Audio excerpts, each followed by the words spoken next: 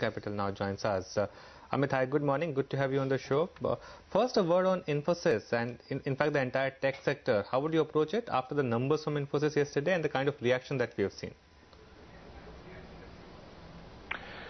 Well, the numbers did surprise us on the positive side. I must say that we were a little more, shall I say, muted on the numbers running into the earnings season. So to that extent, I think it does help. But what did disappoint us in context of that was the earnings upgrade. The guidance was not upgraded to that extent, and I think that probably is a reflection as to how the Q3 might be a little bit more muted than what was the earlier expectation. So overall, I would say that the numbers were a little bit of a positive surprise on Infi. But from a relative perspective, we would still believe that TCS would probably report better numbers, especially on the volume front. It may get impacted on the cross-currency movement, but we would expect TCS to do relatively better than Infi. Okay. Amit, hi. Good to see you in today. One of the things that we were hearing before you joined us was the SpiceJet interview and the Indigo IPO, which is on the anvil. We have, in fact, Cafe Coffee Day, which is opening as well tomorrow. What is your thought on both of them, and would you be telling your clients to possibly subscribe to either or both? Well, we don't have a formal stance on Indigo as of now, but Cafe Coffee, I think our stance is a little bit on the negative side in the context of the overall other businesses which are reflecting as a bigger sort of part of the evaluation process, and therefore we have a slightly negative stance on that one. Okay, that's on the new IPOs. Your call on the market overall, Amit, you deal with a lot of FII, especially in the derivatives market. We've seen a lot of index futures buying off late. What is that indicating about the overall market scenario, and how are you placed on the market? Well, our sense is that we've gone through a whole cycle of resetting of the expectations over the last few weeks.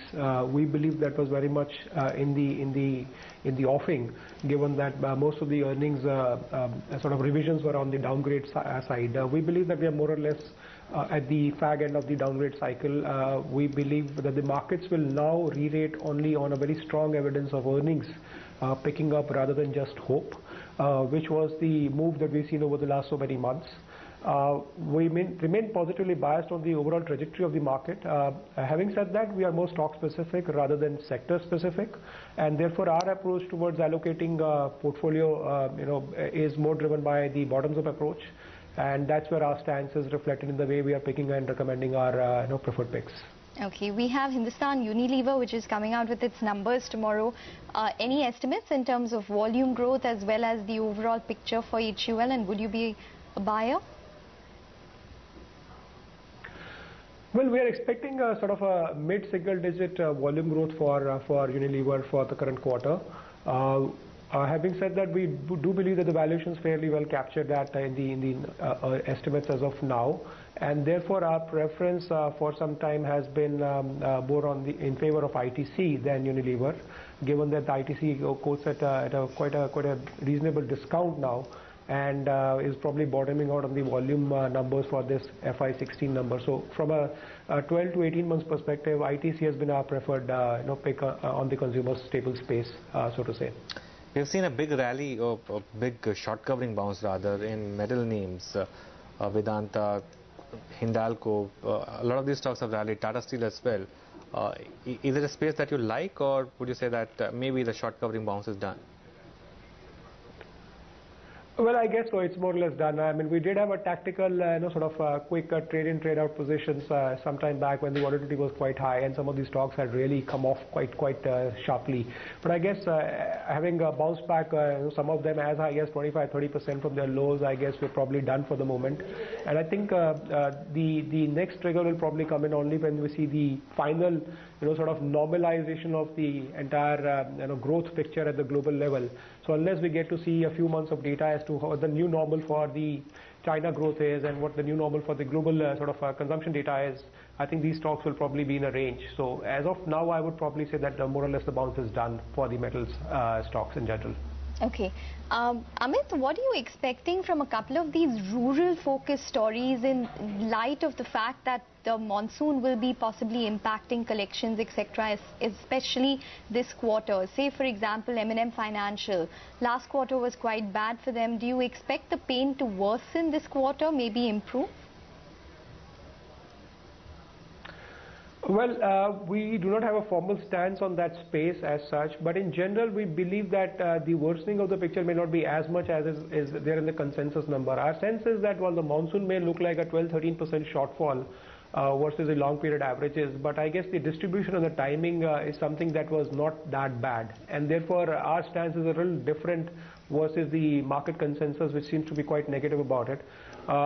We are probably, I would say, less negative or less concerned about that emanating into the company's performance for the current quarter. Okay. Amit, finally, what about the banking names?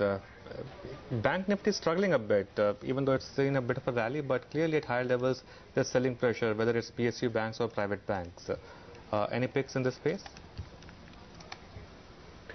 Well, our preference remains for the private sector banks. I think they will continue to report. I mean, they were the ones which have taken the maximum brunt in the corrections, and therefore that makes us more positive on that, even in that context that some of them are now quoting at close to 1.4, 1.5x price to book FY17 numbers, and I think that's a fairly attractive levels for some of the private sector banks to want to start making allocations. Well, PS2 has been a slightly, of a disappointment for us. I mean, we keep on hearing news flow in terms of the steps that the government is going to take on various fronts. But I guess the whole, sort of hypothesis that we are working on is that the hope trade is probably over now, and it's actual evidence that will drive these banks now, especially the PSU banks. Unless we see a significant resolution of the issues around the NPAs, the distribution companies, a whole lot of other general economy picking up, I don't see a very significant re-rating of the PSU banks over the medium term. And therefore, the preference is to stay invested in the private sector banks, which have corrected quite meaningfully, some of them, and therefore will have a better sort of a return potential over the medium term.